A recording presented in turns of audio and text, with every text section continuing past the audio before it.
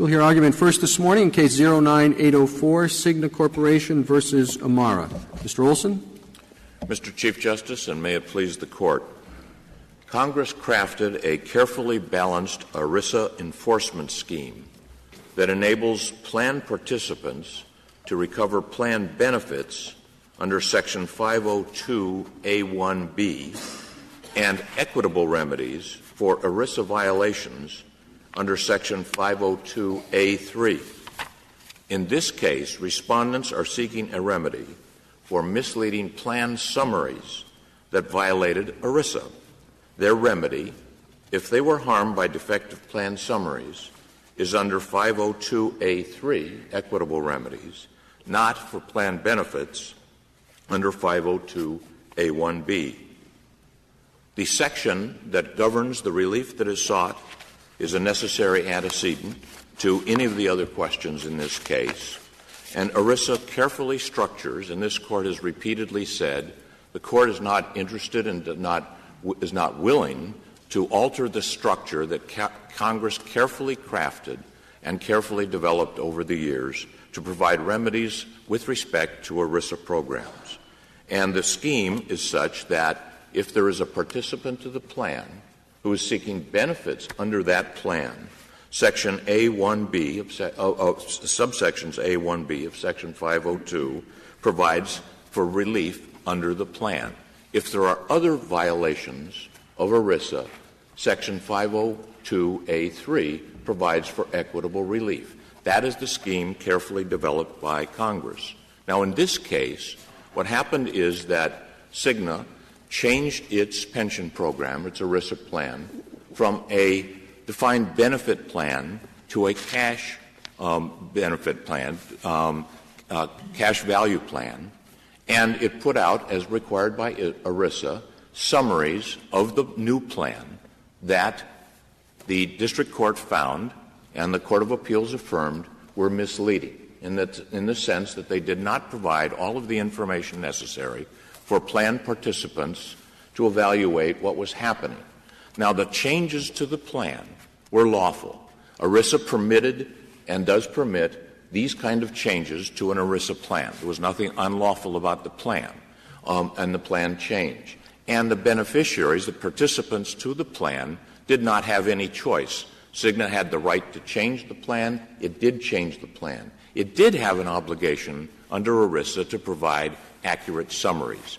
And the district court and the Court of Appeals found that those summaries were not inaccurate. In other words, they were not accurate. In other words, Mr. Olson, when you say the employees had no choice, but the district court found that the reason for this plan summary being misleading was that the employer, CIGNA, feared that there might be a backlash on the part of the employees if they found out, if they were told the truth about this plan, that is, that it was less favorable, that they would not have the same benefits that they had under the prior plan. That is correct, Justice Ginsburg. They had no choice in the sense that CIGNA could adopt a change in the plan as it did. That was permitted under ERISA, but it was required to give accurate summaries. The choice that you're suggesting and the district court was concerned about is that an individual could have left the employee of CIGNA if he or she was unhappy with the change in the plan, or the district court said there could have been some sort of a protest. What we're saying is that the remedy, what was the violation is the summary itself. And we're not challenging that here. That's a finding below. The summary was misleading, but that makes it a violation of ERISA. The summary is not the plan. And well, Mr. Olson, we've several times referred to the plan as having a range of documents associated with it, not as having just a single written instrument, but we've referred to documents and instruments governing the plan. We did that in Curtis Wright, which is the case that you pinned so much on. We did that in Kennedy. And the statute itself talks about that on numerous occasions, that there are documents and instruments in the plural. And one would think that the SPD is one of those documents and instruments that govern the plan. It's quite clear from the structure of the statute that it is correct, as you suggest, that there may be multiple instruments or documents that are create the plan itself. But the summary plan document, the SPD, is not a part of the plan. It is a separate document. It is a summary. It is a succinct a statement of what might be in the plan, and it must be accurate, and it must be written in comprehensible English. But I would refer the Court to Section 1024B2 and 4, which are on pages 3A, 4A, and 5A of the blue brief. That describes the obligations that are required with respect to the summary plan document. And it describes the instruments of both the summary plan document and the instruments that constitute the plan itself in the following sentence. And this is similar sentence in subsection 4, but I'm reading from subsection 2, which is on 4A of the blue brief. It says summary plan. It refers to a summary plan description and the latest annual report and the bargaining agreement, trust agreement, contract, or other instruments under which the plan was established. The construction of that sentence has to be that the summary plan description is a separate document. It is not one of those latter category of documents under which the plan was established. And the proof of that, essentially, if English doesn't teach it to us, which I think it does, is the reference to the annual report. No one would say and no one would contend that the annual report is a part of the instruments creating the plan. Well, I was struck by something else, Mr. Olson. I was struck by the fact that the statute saying what is in the summary plan description is packed with information that needs to be in the summary plan description. By contrast, the written instrument, which you equate to the plan, the written instrument says barely anything about what has to be in it. It just says the name of the fiduciaries has to be in the written instrument. So it seems clear that this statute is set up so that everything that is important, everything that the employee needs to know and needs to rely upon, is supposed to be in the SPD, not necessarily in the written instrument. Well, the written instruments, as these things turn out, are long, complex documents. They may be 90, 100 pages long. The summary, as you suggest, Congress said, yes, there is a separate document that must state in intelligible English that plan participants can understand the following things, and they must be furnished to plan participants, but they are not the plan document. The way the ERISA is structured. I'm only missing something. They cannot be in the SPD unless they are in the plan. Isn't that right? Well, if the so the one cannot be more detailed than the other, can it?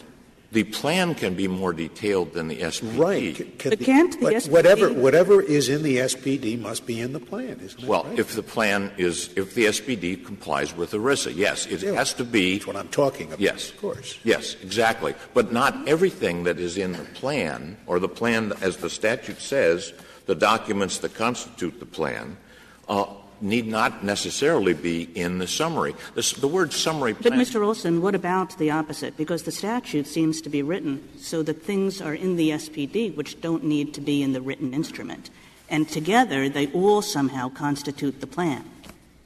Well, I submit that that is not the way the statute is written, and subsections 2 and 4 of the provision that I was referring to make that clear if the word summary itself did not make that clear. But the Curtis Wright case, to which you referred to in your earlier question, also proves that. The Curtis Wright case talked about a summary plan description and said it can't modify the plan using plan, summary plan description in different terms. It cannot modify the plan, which is what the district court here held, unless the plan specifically says that it may be modified in a certain way and that the summary is an appropriate amendment to the plan. So the court, and this was a unanimous decision of this court, was referring to the summary as something that was separate that might modify the plan if the plan itself allows for it to be modified in that fashion.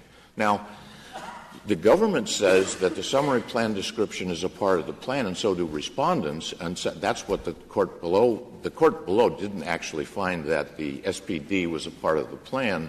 The court found on the latter pages of its opinion that it was a modification, it was an amendment to the plan. That's inconsistent with the Curtis-Wright case, because in this case, the plan itself specifically says that it does not say that it can be amended by the SPD. I thought that what the district court said was that they would treat the plan as containing what the summary said, not that it was part of the plan itself, not an amendment. I thought that was what the district I think in the page of the this is the summary to the cert petition, page 218, which is the conclusions of the district court's decision. Under Roman numeral 8, the district court specifically said that the terms of Part B have been correspondingly modified by the SPDs. The court was saying, I think you were referring, Justice Ginsburg, to the relief that the court ordered, but the court was ordering that relief on the theory that the SPDs modified the plan, and the plan itself, under Curtis-Wright, doesn't provide for it to be amended in that way. And the SPDs can't be part of the plan without modifying the plan, can it? That's because it contradicts other provisions. That's correct. And the SPDs, the two SPDs themselves, on page 922A and 938A of the joint appendix, specifically say that if there's any discrepancy between the SPD and the plan governs. The language is at the bottom of, for example, at the bottom of 922A. But the SPD can't negate the force of ERISA. And if ERISA says that the summary has to be consistent with the plan documents, nothing in the SPD can negate that requirement. That's correct. But Congress did consider prohibiting a provision like that in SPDs, that they could not disclaim. They could not say that if there's any inconsistency, the plan governed, and Congress did not adopt such a provision. This is a perfectly legal provision to tell someone that if there's any discrepancy, and there's bound to be discrepancies, as I said, the plans themselves can be 90, 100 pages and very long and very complex. That's why there's an SPD. They can't contain everything in the plan. And one of the things that would be the outcome of what the government and respondents are urging here is that plan creators, these companies that create these plans, either will be discouraged from doing it or they will start preparing summaries that are 90 and 100 pages long. They can't do that because the statute requires the summary to be understandable and not prolific. That's catch-22, because if there's a discrepancy, because they have to be short, summary, and intelligible, then we're faced with the proposition that someone's going to say, well, I read the SPD and it didn't say what was in the plan. If the SPD is as long and as detailed as the plan, then there's a violation of ERISA. My point, I guess, in this is that, yes, Justice Kagan, the statute requires the SPD to contain certain information. We accept the fact of the conclusions of the court below in this case that they did not do so. There are two SPDs. They failed to live up to the requirements of ERISA. There is a remedy for that. It is a violation of ERISA. And it specifically says in 502A3 that for violations of ERISA, equitable remedies are available. And that is what Congress decided. It is, unless it's a part of the plan, you must go under A3. But the very question here is if there is an SPD that is inconsistent in some way with the written instrument, what happens? Is the written instrument modified, or instead is the provision in the SPD given operative effect? And that question is one about your benefits under the plan. I would submit that it can't modify the plan unless the plan permits that. That's Curtis-Wright. That's the unanimous decision of this Court. I do think you're overreading Curtis-Wright. Curtis-Wright talked about whether a particular provision satisfied the requirement that a plan have an amendment provision. It didn't say anything at all about whether there are provisions that can have operative effect regardless whether they've passed through a formal amendment procedure. It seems to me, I think we might disagree about that respectfully. I think that the sense of the opinion in Curtis Wright was that if you're going to say that this SPD modifies the plan, it can only do so if the plan permits the SPD to modify the plan. Then the Court sent it back to a lower court to determine whether, in fact, the employees that were involved in creating the SPD there had the authority under the plan to modify the plan. Was that done? So far we're just discussing, I take it, whether under one the other side is entitled to their benefits even if they weren't hurt on a contract theory. All right. But I thought we took the case to decide a different issue, and that is, I'll assume you're right, it should have come under 3. But I don't know if that's harmful, whether it was 3 or 1. And the question I thought we were going to decide was, if you're under 3, say, where equity's at issue. Now equity's at issue, and the district court says, here, we have 27,000 people. Now here's how I'm going to go about this. I'm going to look at this provision, the mistake here, and the mistake, it seems to me, was likely to cause them harm. And once that's shown, and they showed it, it's likely to cause it harm. We can't be sure, but it's likely. Then it's up to your client to refute case by case that these guys were not, or women were not really harmed. Okay? Now, that seems very sensible to me. And if that's the issue we're going to decide, I'd like to hear you explain why that isn't sensible. It's an equitable matter. This is simply a way of going about it. What's wrong with that? Well, in the first place, it is important which section I agree, but I don't understand. I'm with you on this one so far. So because it's a different defendant, that's the plan is a defendant versus the plan administrator is a defendant, so that's important. Secondly, A3 provides only for remedies that are available in equity. Then the point that you're making with respect to what provision of equity, what is the action that's brought and what is the remedy sought, as this Court talked about in the Verity case. And so therefore those are those questions. Now, the Second Circuit said likely harm. The fact is, as I pointed out at the very beginning, this was a lawful change in a plan, and it's a plan where 27,000 people that were employees were participants in this plan, and they would have had to do, as Justice Ginsburg suggested, either leave the company and suffer some harm or engage in some. You're sounding to me as if you're saying there wasn't likely harm. Okay. Exactly. Are you conceding that the standard that they used, that the standard was to have the question that you raised at the beginning, whether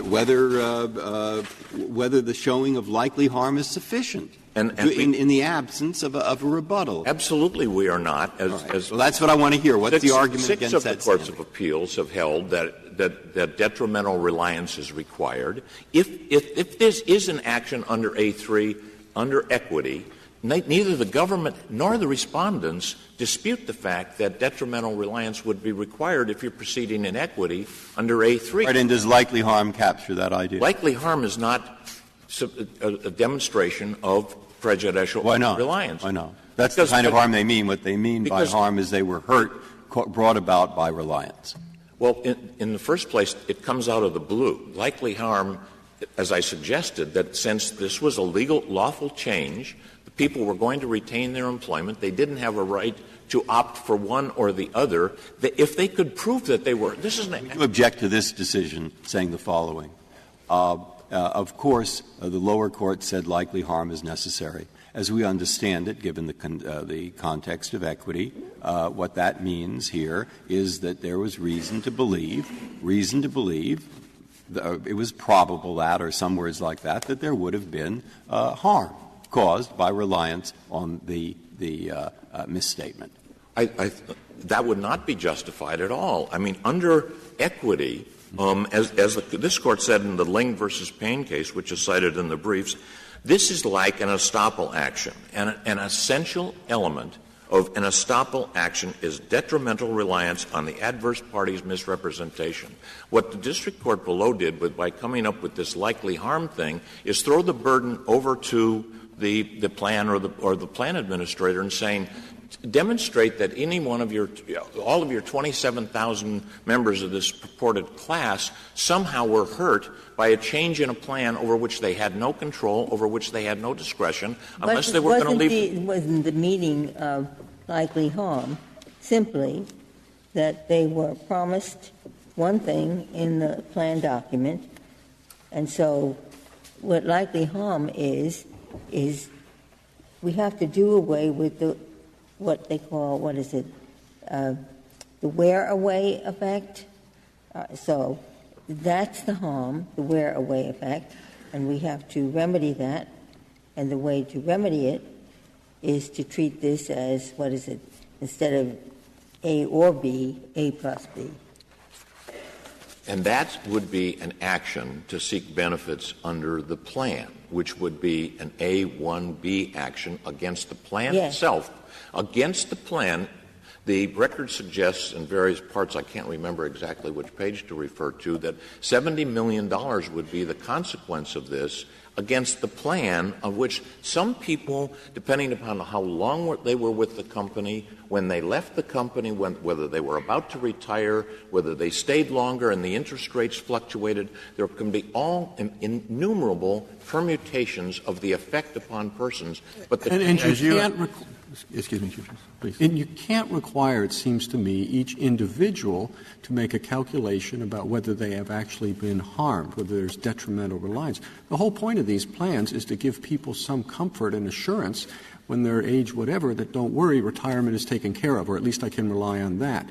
And your formulation would sort of put that up in the air and say, we don't know if you're going to be harmed or not. Wait until you're 65 and we'll see. Well, Chief Justice, Mr. Chief Justice, that is the statute. The statute gives you a relief with respect to a misleading plan summary under the laws of equity. The laws of equity would require that the person demonstrate in some way that they were harmed. The respondents in this case, the named members of the class, claim that they were out $30-some thousand each. They would have an incentive to bring an action by themselves. But it couldn't be brought as a class action, and isn't that a large piece of this picture, that proceeding as they did, they can proceed as a class? Proceeding under detrimental reliance, it would be hard to get a class because it would be an individual case of detrimental reliance. The Rules Enabling Act provide that a class mechanism cannot change the substantive provisions of law. And so it cannot be that because this is brought as a class action, the rules of equity somehow change. No, the question is, under the section that the district court proceeded under, not the one that you say is proper, a class action would be appropriate. A class action might be appropriate, but it would not change the detrimental reliance requirement. Again, turning to A3, I have two questions. One is, and this is probably for your friends on the other side more than you, but as you understand the likely harm standard that prevails in the Second Circuit, is this likely harm to a majority of the members of the class, or all of the members of the class? Or do you know, has the Second Circuit told us what that means? Yeah, well, the Second Circuit suggested, and the government and respondents, particularly the respondents, say if there's a material difference, likely harm is presumed. And the government itself says... Likely harm to whom? I think that's the question. That is the question. Justice Kennedy is asking, and I have the same question. Does it mean likely? Is it likely that the class as a whole has been harmed? Or that is it likely that each individual member of the class has been? Or a significant number. Or a majority, or whatever. What does likely harm mean? Do we know that? I totally agree with the import of those questions. You can't describe that. My question had no import. I really wanted to know the answer. Well, the answer is what the district court ordered, and the government seeks, and the respondents seek, is they're all harmed by this. That there's any material disparity, then everybody... It wouldn't be too hard. They're joined as members of a class in light of a certain set of characteristics. And the judge would find that, other things being equal, individuals who have that set of characteristics, which, in this circumstance, make them members of the class, would be harmed in all likelihood. Okay? Done. Now, it's up to the defendant then to show that in a particular case this individual wasn't harmed. It defies reality, Justice Breyer, to suggest that the 27,000 people, each one occupy a different position in terms of the length of their employment, when they might be retiring, what their benefits might be, whether they might take a lump sum or an annuity. All of those things are different. And the only way they it depends on the facts. Maybe they'd have a union. The only way they could have been harmed, Justice Breyer, is if they had otherwise decided to leave the employee of the company and go someplace else. They could have demonstrated that. If I could say your white line is just one more thing. If you proceed under A3, doesn't Mertens bar the award of monetary damages? I think it would. I mean, this Court. Then you're not offering as much as say, please go under A3, but then you go back and say, you can't get monetary damages. First place, that's Congress's choice. It's an equitable remedy that would be required. Congress made that decision. This Court has said it's not going to reconstruct what Congress carefully did. The thing is that it have to balance people wanting to create these plans and go into these plans, and the solvency and stability of the plan. What Justice Breyer is suggesting, the second sort suggested, is that you would expose plans to enormous liability because someone might think that someone might have left the employee of the company and taken a different job. That's not realistic, and that's why it just came out of thin air. Thank you, Mr. Olson.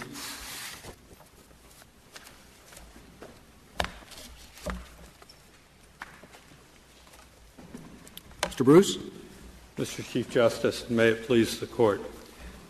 Our position is that detrimental reliance is not found in Section 102 of ERISA, which establishes the summary plan description requirements.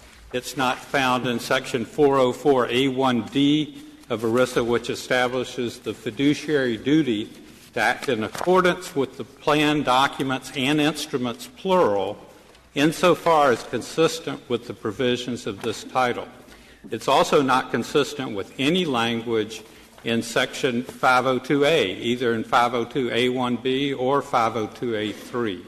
The reference to equitable relief is to appropriate equitable relief to redress a violation of Title I or a violation of the terms of the plan. Well, that seems to me like just a roundabout, complex way of saying that you must recover under the plan.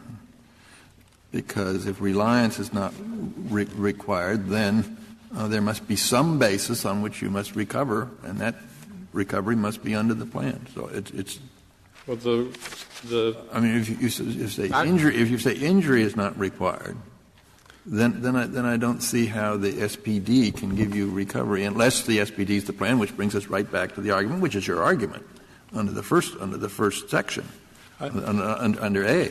Under either A1. Under our understanding is that under either A1B or A3, that the Court is effectively providing an injunction in a case like this, where an action violates the statute. And here, a plan provision which had a very detrimental effect on people was not disclosed to them. And so the effect of the statute is to make that unfavorable provision ineffective. If the SPD is part of the plan, then where does the likely harm standard come from?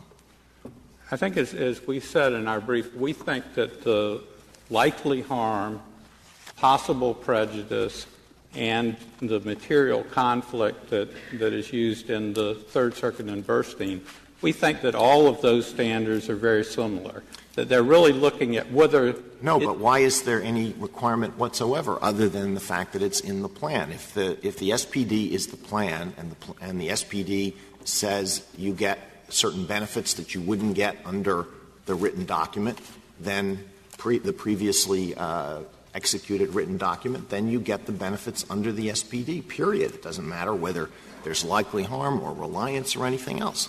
Right? Well, I think, Justice Alito, we see this more as a nondisclosure issue, that the unfavorable provisions in the plan were not disclosed, and that the effect of the statute is to make those unfavorable plan provisions ineffective. But because the statute refers to, for example, material modifications and being sufficiently comprehensive and reasonably apprising, that there are enough qualifications in there where the court can look and see, was this conflict, was it really about something that was significant to people that might have an impact on their decision-making, and whether the terms of their employment are satisfactory, whether they might want to seek another job, they might just go into the office and say, we need more benefits. It seems to me that it's a very tough argument to make a nondisclosure claim on the theory that the summary is part of the plan, because the whole point of a summary is not to disclose everything. If it disclosed everything, it wouldn't be a summary. And if you can claim something because it didn't disclose it, it seems to me that's in tension with the idea that it's not supposed to be just a repetition of the plan. Our position is that the SPD is one of the documents or instruments governing the plan. And by statute, it's required to meet certain requirements, and therefore it becomes a document governing the plan. It is, in response to Mr. Olson, it is referred to as a document in Section 1024A6 of the statute, and of course this Court has repeatedly referred to it as a plan document and to plan documents plural. So, but I think the petitioner's brief pointed out, it governs the plan only when it's more favorable to the participants, because you wouldn't say if the plan were more favorable and the summary would show fewer benefits, that the summary would then govern. I think the favorable, unfavorable is that the way I see it is that an unfavorable plan term, when you look at Curtis Wright, an unfavorable plan term must be validly adopted and it must be disclosed in accordance with ERISA in order to be effective. And so in the Frommert versus Conkright case, that was specifically what the Second Circuit held, was that the summary plan description did not disclose the phantom offset, and therefore the phantom offset was ineffective. Here, the summary plan description did not disclose the wear-away provisions. People's normal expectation is that if they're under a pension plan and they're continuing to work, that they are continuing to earn pension benefits. So that the SPD was not apprising them that there were unfavorable provisions in the plan which were validly adopted but were secret as far as they were concerned. There's a presumption that everything in the plan is favorable. I still don't see how you get it both ways. If it understates the benefits, that doesn't count. The Congress and ERISA is concerned with unfavorable effects on participants. It's about protecting employee rights. So the focus is on losses of benefits. And there's a specific provision in the regulations and in the statute about disclosing all the circumstances that can result in a loss of benefits. So there was a plan provision here which caused a loss of benefits that was never disclosed to people. And there was no baseline where people knew, well, the plan document may have a wear-away provision and the SPD doesn't mention it, and therefore there's no wear-away. They didn't know what wear-away was. They don't know what wear-away is today, because it's never been disclosed to them that there's a way to rig up a pension plan where you can have a period of years, unbeknownst to you, where you're not earning any additional benefits. Okay, are you finished with that? Yeah, I'm sorry. If you're finished, as I understand what you've been saying and written, you don't mean that the SPD, the summary, is a contract. I mean, one thing would be to say it's a part of the plan, and moreover, it's a contract. So therefore, we enforce it according to terms. That's one view. But if you took that view, you'd get into problems such as were mentioned. The employer would write 10,000 pages because he knows it's an enforceable contract. Nobody'd understand it. You'd have to worry about the time when it was less favorable than the written document. So call it a plan if you want, as long as you don't mean it's an enforceable contract. Now, there's a provision that deals with it, saying just what you said in response to Justice Alito. And what I don't understand is why wouldn't that provision govern? I take it there's a provision, 1054G1, that says a plan cannot reduce the rate of accrual of future benefits unless there's written notice in a manner calculated to be understood by the average plan participant. So I would have thought, I read that. I get what you've said in your brief. The summary was inadequate. Right. It wouldn't have been understood. And therefore, according to this particular provision, those provisions in the plan that reduce benefits are void. So now we enforce the plan in the absence of those particular void provisions. And you get what you want. Now, I thought that makes a lot of sense to me, except I don't see that anywhere in this case. No, so there's some reason it doesn't seem to appear in the opinions, it doesn't appear in the briefs, it doesn't appear anywhere until you just mentioned it in response to Justice Alito. No, it seemed to. It is in the opinion. The district court found a violation. It's 1024H, is 204H of ERISA. That provision, the district court found a violation of that provision, which if the court had provided relief, would have resulted in the class receiving much more relief than the court ultimately ordered, that it would have resulted in the class receiving 4 or 5 times as much relief because they would have just been put back under the old pension formula. Is that provision H? Is right, it's H. Does it appear anywhere in the briefs?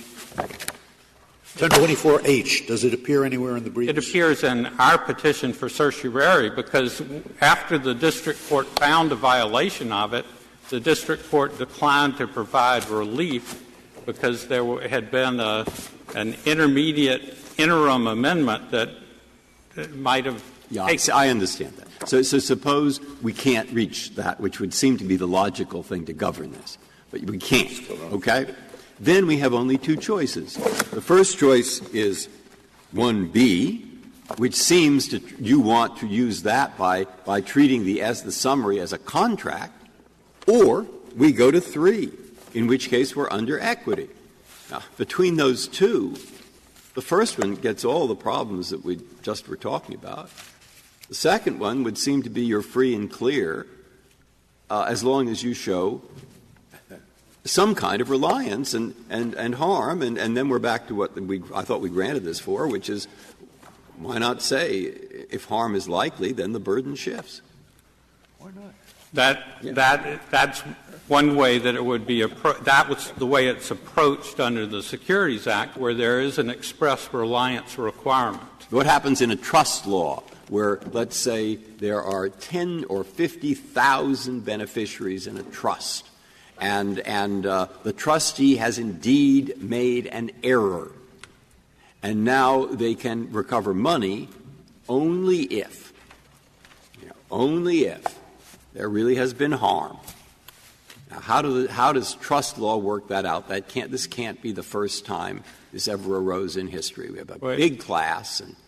We didn't go based on a trust law case involving a big class, but we based it on Bogart and on Section 173 in the Restatement of Trusts, that when there's a breach of the duty to disclose all the material information that the beneficiary needs to know in interacting with a third party, which in this case would be CIGNA with respect to their employment, that then there is no requirement of proving reliance, that the trustee can prove, as the Second Circuit set up, that the trustee can try and prove that the beneficiary had all the information that they needed. So you say under standard trust law, once you show there's a breach, the burden shifts to the trustee to show that there's no harm?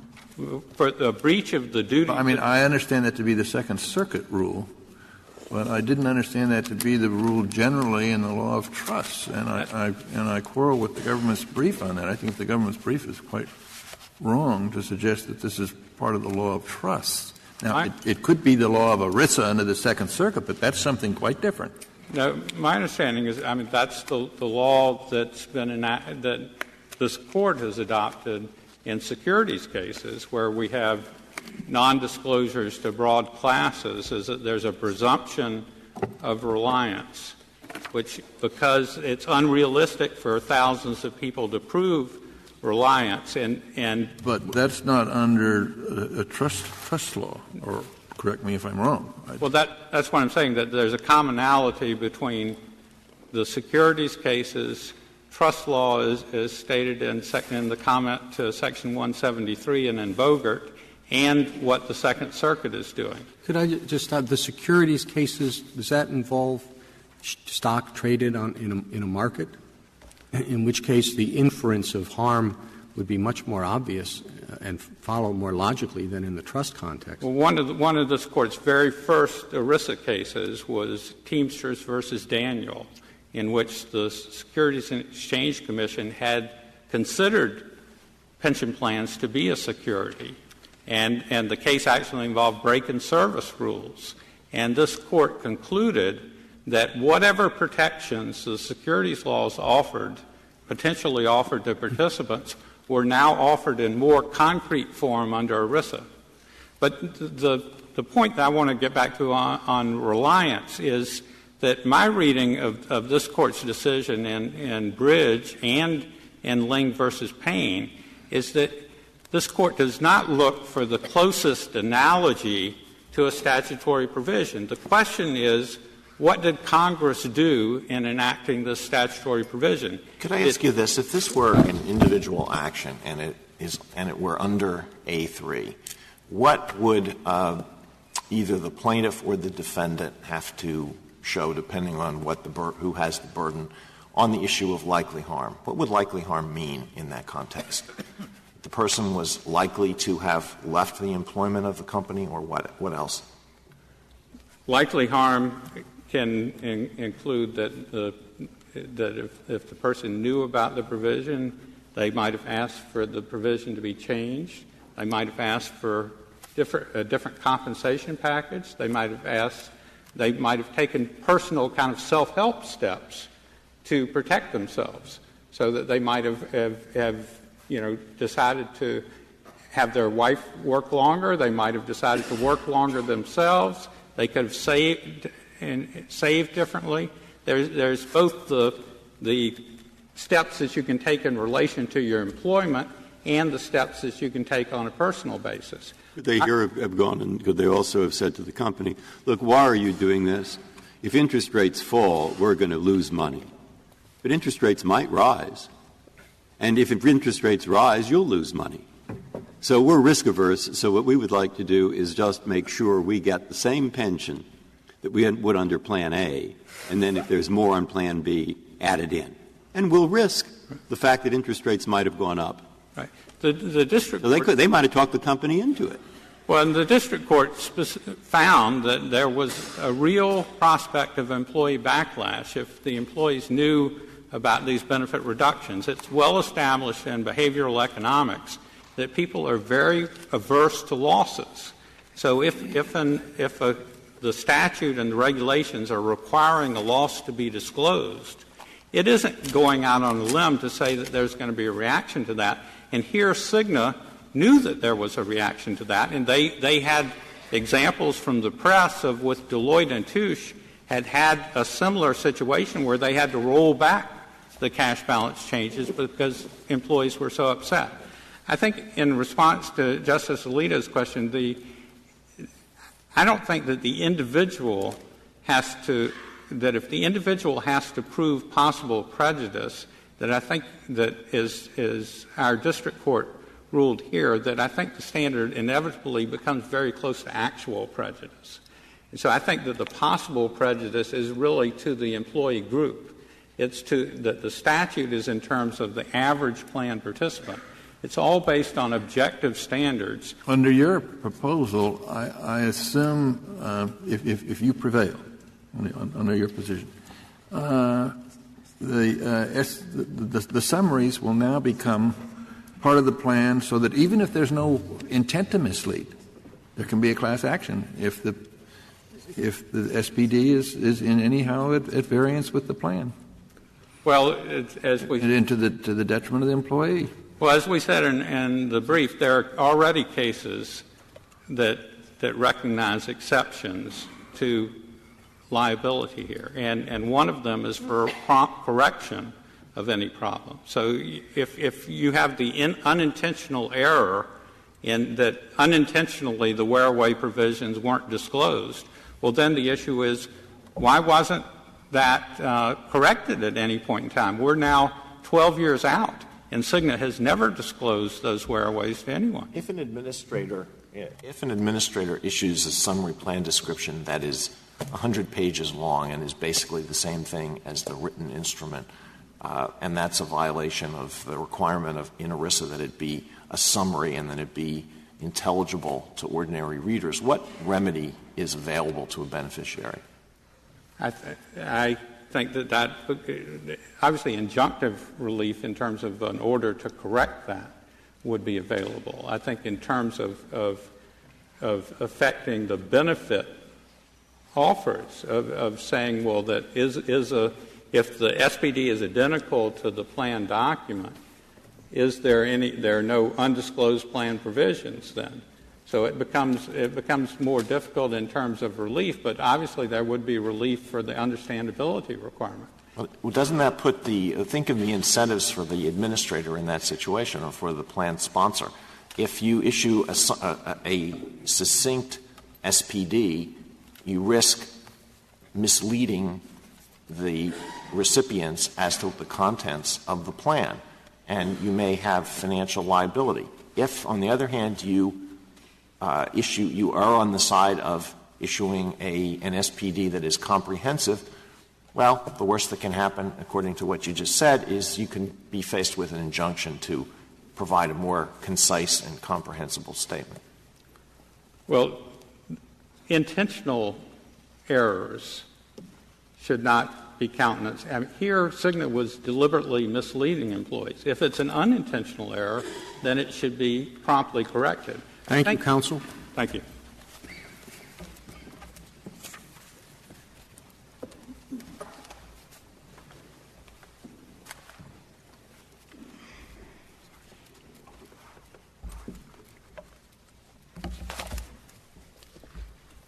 Mr. Kneedler.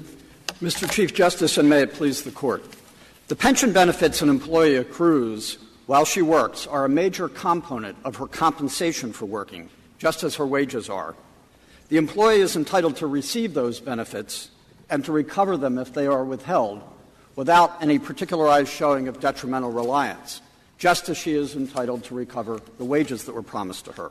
Well, Mr. Kneedler, do you view this as essentially a contract case, as that just suggested, or instead a trust case? We view it as basically a contract case. In Firestone, the Court referred to contractually guaranteed benefits, those under the plan. And the reason we think that here, in this case, the district court found that the SPD basically promised, represented to employees, that after the conversion they would receive pension benefits in the form of A plus B, the old benefits plus the new benefits begin accruing right away. ERISA, the scheme of ERISA is that the SPD is typically the only document that the employee receives to inform him or her about the contents of the plan. Well, if this is a contract case, then where does the likely harm standard come from? If I'm owed something under a contract, I'm entitled to get that under the contract. I don't need to show that I was likely harmed by that I relied in any way on anything. Right. We do not think detrimental reliance. And I think it works out. Do you think likely harm is required? In this sense, if the SPD contains these sorts of representations such that the employee could reasonably be expected to rely upon them in defining her benefits, then that controls. The likely harm is not being told or being told something different from what the underlying plan says. That can be likely rebutted. harm. That's not the likely harm. That's the breach. That's the offense. But you're saying once you make the offense, you have to cough up what you stated in the summary. Unless the participant actually knew or couldn't reasonably depend upon it, actually knew, for example, this was the case in the Gavoni case in the First Circuit, whose formulation is the one that other courts typically follow. That was a situation where the employee found out before she retired what the true facts were, and therefore there could have been no claim of harm or that the then it's not contract. You get away from is contract. it contract or not contract? No, it is contract because and that's the question is what is the contract? To the employee, typically the SPD is the only thing that is the contract. The SPD is written by the fiduciary, and the other is written by the person who's giving the money, the employer. So now you're saying that it's a contract, even though it wasn't written by the employer, and even though it could differ in dozens of ways from the actual plan document. Sometimes they'd be favorable to the employee. Sometimes they'd be unfavorable. Sometimes they'd be different but neutral. So what's the judge supposed to do? Forget about the basic document and just enforce this thing written by the fiduciary? The underlying formal document is what controls unless there's a conflict. This case. Well, I said that there can be conflicts, sometimes favorable to the employee, sometimes unfavorable, sometimes neutral. So what we have is a document that's, by the way, supposed to be short, but I guess if we took your view, it wouldn't be short anymore.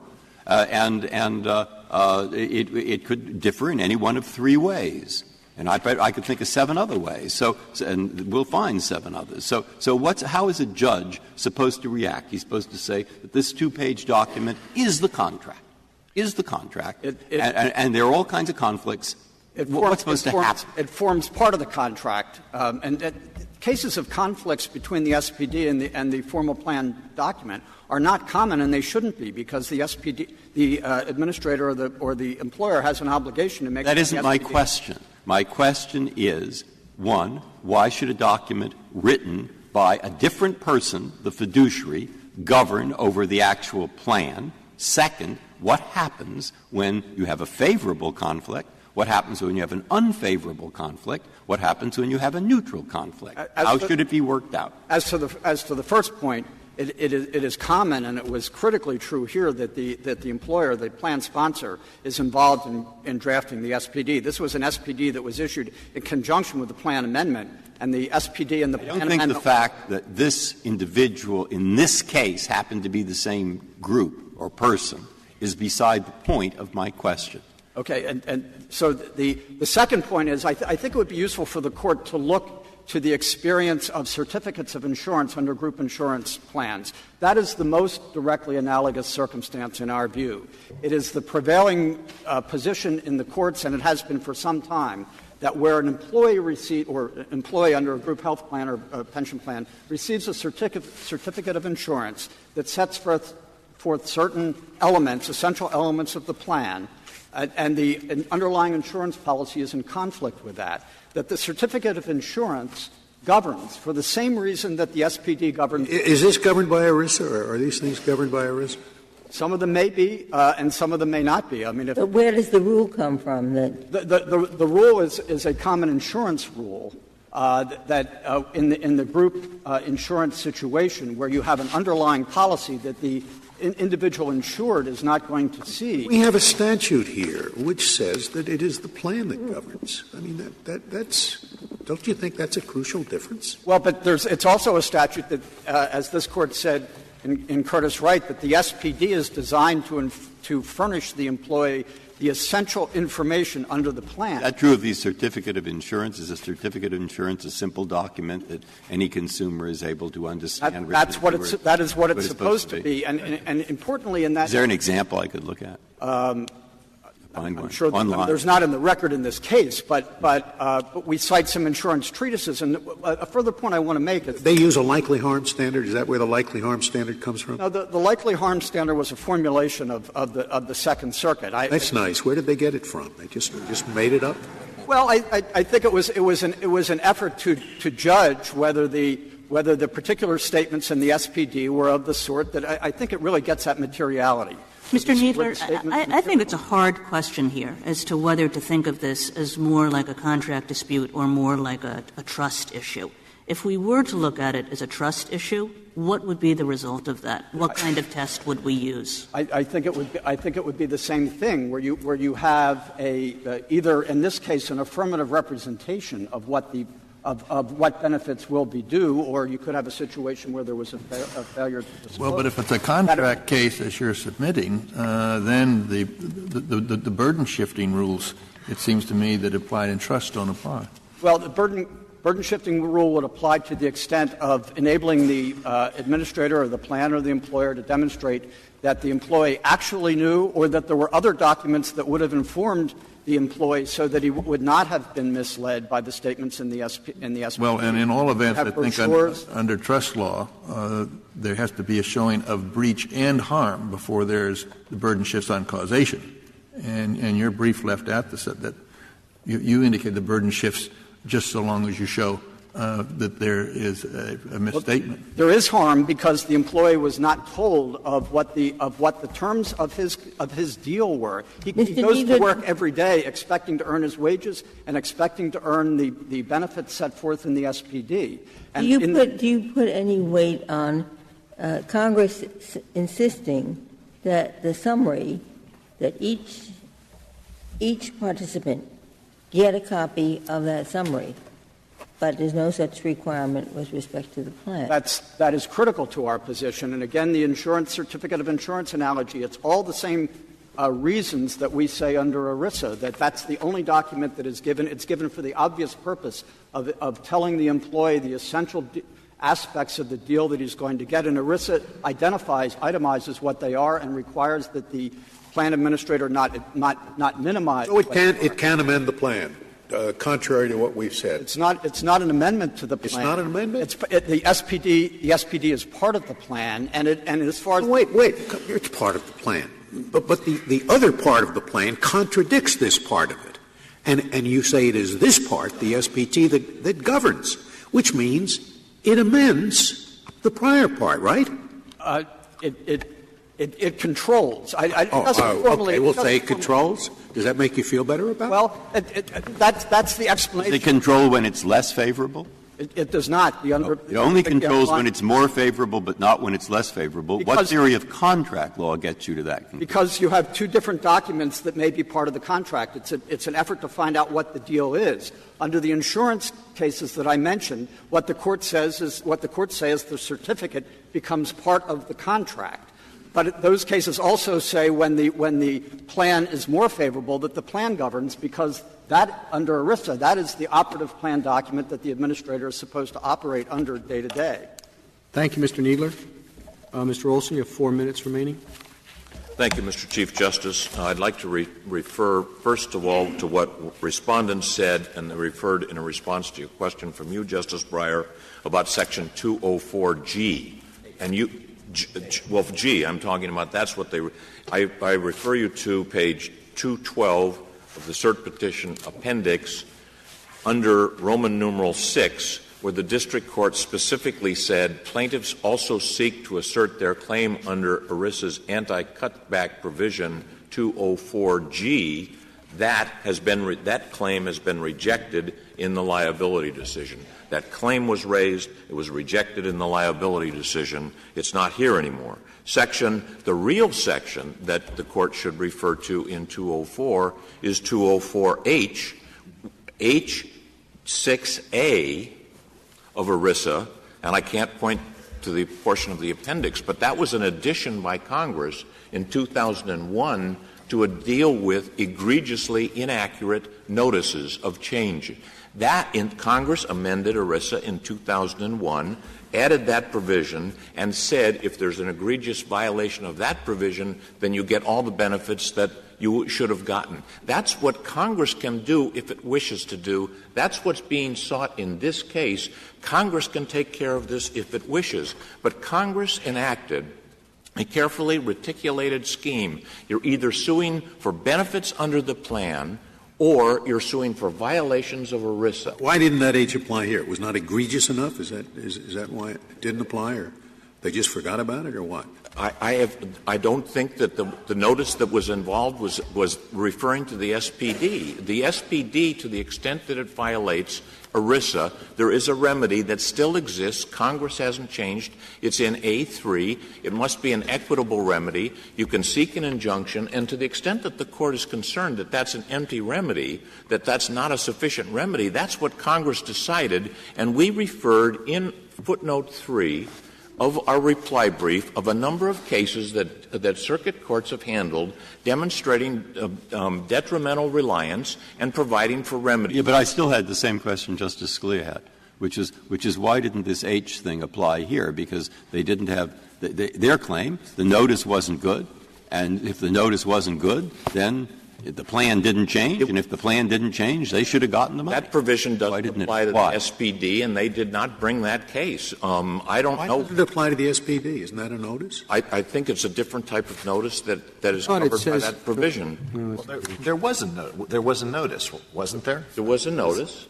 And is the claim based on that, or is it based on the SPD? The claim is based upon the SPD, and the district court decided that the SPD had amended the plan, and that's inconsistent with what the statute provides. Mr. Olson, on your view of showing detrimental reliance, I take it you would require each employee to come forward and say, yes, I read this SPD. Is that correct? Yes.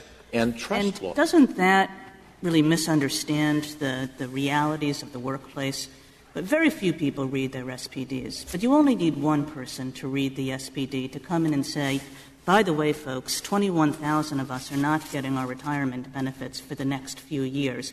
And within a day, every employee in the workplace is going to know about that.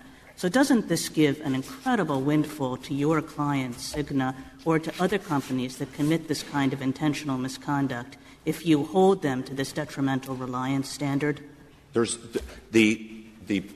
I refer to what Justice Kennedy was referring to the extent that we're talking about trust law, we're talking about the requirement of a loss. I would say that a person would not necessarily have to have read the SPD, but have been aware of it and taken some steps in connection with it. And that's the evidence that would have to be established. And there's no, and every court has said that under A3, equity requires detrimental reliance. Thank you, Mr. Olson. The case is submitted.